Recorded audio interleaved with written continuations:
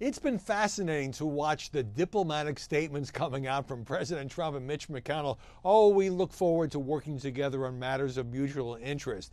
None of that is fooling anybody. These two guys are really mad at each other. This all came to light in a New York Times story that quoted all these people around McConnell as saying that he had privately questioned whether the Trump presidency was going to make it, that they had had a very profane shouting match, and the last time they talked, they hadn't talked for weeks.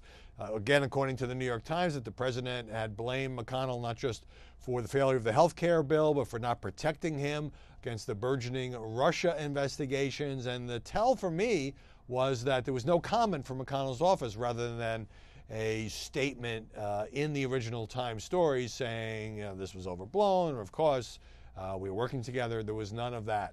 And the reason this has resonance, because, look, politicians not getting along in Washington, how often does that happen?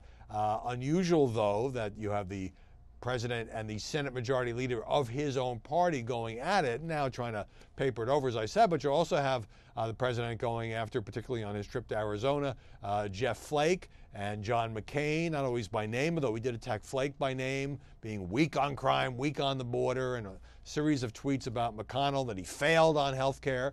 Well, the Senate Majority Leader deserves some blame for the fact that they couldn't get any repeal or replace Obamacare through, but he's got 52 Republican senators who can only lose 2 votes, and the White House couldn't come up with a bill that a bare majority could sign on to. A lot of blame to go around. The fascinating thing here is that these two people need each other, Paul Ryan as well, if the president's going to deliver anything in terms of his legislative agenda, tax reform or tax cuts, infrastructure spending, you name it. President can't do that without the leaders of his own party. And so whether they like each other or not may be irrelevant. You also had the president talking about how he's willing to risk or even take a government shutdown in order to get funding for his border wall along the border with Mexico. Now, I'm not going to spend a lot of time on this because there's not going to be a government shutdown.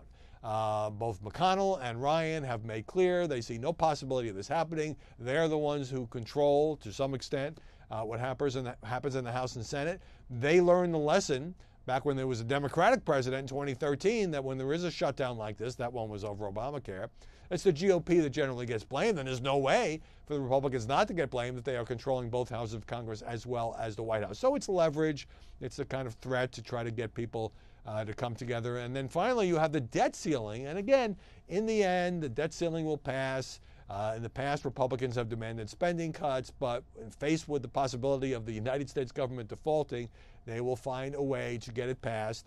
Trump saying that it would have been smarter for the for the Republicans to attach a debt ceiling bill, raising the debt limit, that is, to the popular bill for VA reforms, except the Democrats weren't going to go along with that. So, all of this legislative strategy can kind of make your eyes hurt after a while, but it is rather unusual and a great story for the media to have such open warfare. Usually it's just kind of whispered or behind the scenes between a Republican president and Republican leaders. The bottom line here for people out there is these folks need to figure out a way to work together, or the Republicans will be going into 2018 without a lot of big legislative accomplishments, and the president will probably be blaming them, but that's not going to change the fact that he ran on all these things. He needs to find a way to deliver, whether it's taxes, the wall, healthcare is probably gone for now, or these big infrastructure projects. Either needs to get some Democratic votes, needs to get Mitch McConnell in line. They don't have to sit around singing Kumbaya, but for their political self-interest, they've got to get something done.